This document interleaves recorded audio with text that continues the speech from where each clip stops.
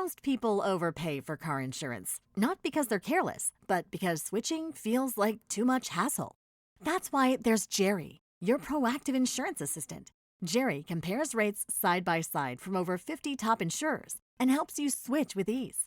Jerry even tracks market rates and alerts you when it's best to shop. No spam calls, no hidden fees. Drivers who save with Jerry could save over $1,300 a year. Switch with confidence. Download the Jerry app or visit jerry.ai/Libsyn today. That's JERRY.ai/LIBSYN.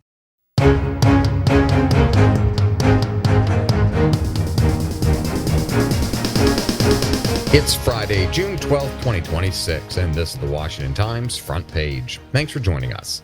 I'm George Gerbo. President Trump abruptly canceled planned strikes against Iran, citing a breakthrough in peace talks and the planned signing of a deal to potentially end the war. Tom Howe reports the president said numerous countries, including Israel, Saudi Arabia, the United Arab Emirates, and Egypt, reviewed points in the emerging deal. The decision was a major reversal from his earlier vow to strike Iran and take its oil. Trump called the draft document a very strong memorandum of understanding that will prevent Iran from buying a nuclear weapon or developing one. The U.S. and Iran have been close to a deal before, only for it to fall apart. Congress left Washington this week without renewing an expiring foreign surveillance law.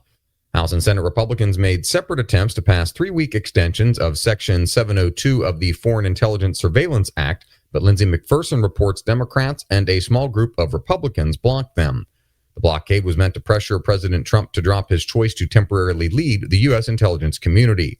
Just after lawmakers left, the president announced he'd nominate federal attorney and former Securities and Exchange Commission Chairman Jay Clayton to the post of Director of National Intelligence. President Trump and congressional Republicans are staring down a defection of independent voters less than 5 months before the midterm elections. It's not that independents are flocking to Democrats, but Seth MacLachlan reports they've soured on Republicans. Many independents say their day-to-day economic reality has not improved since Trump returned to office, and Republicans took full control of Washington, leaving this growing cohort feeling that the nation is off course.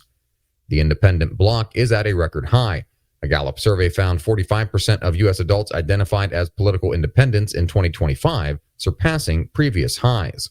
The growth is driven in part by younger generations, Generation X, Millennials, and Generation Z, who have gravitated toward independent status at higher rates than their predecessors. In a first, professional mixed martial arts fights will take place on the White House's South Lawn this weekend. Liam Griffin reports the 7-fight Freedom 250 event card is unprecedented for the White House and UFC. The president's residence has never hosted an athletic exhibition of this magnitude, and the fighters haven't had a venue this unique either. Approximately 4,000 spectators will watch the fights in person, a relatively small turnout for fighters used to selling out some of the world's biggest arenas. Most of the athletes said they hadn't fought outside in years, and the crowd Sunday will be their smallest since the COVID-19 pandemic limited attendance in 2020. And finally, the Trump administration is seeking to counter Pride Month by marking what it calls Title IX Month for the second year in a row. Valerie Richardson reports an administration official said they'd use the month of June to spotlight the critical civil rights protections that women fought for decades to secure. The law was signed June 23, 1972, and bans sex discrimination in education. LGBTQ advocates are resisting the renamings and want conservatives to pick another month to champion their causes. Pride Month received federal recognition in 1999 after a proclamation from President Clinton. Find all today's front page stories at WashingtonTimes.com/front page or on the Washington Times app, and find us wherever you get your podcasts. You can also find us on social media at Wash Times for breaking news, sports, commentary, and more. For the Washington Times, I'm George Gerbo.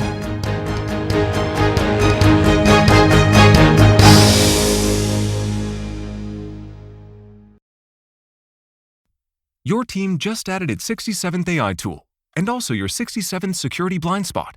The good news? The Vanta agent works like a GRC engineer in the background, finding every app your team uses, scoring the risk, and drafting fixes for you.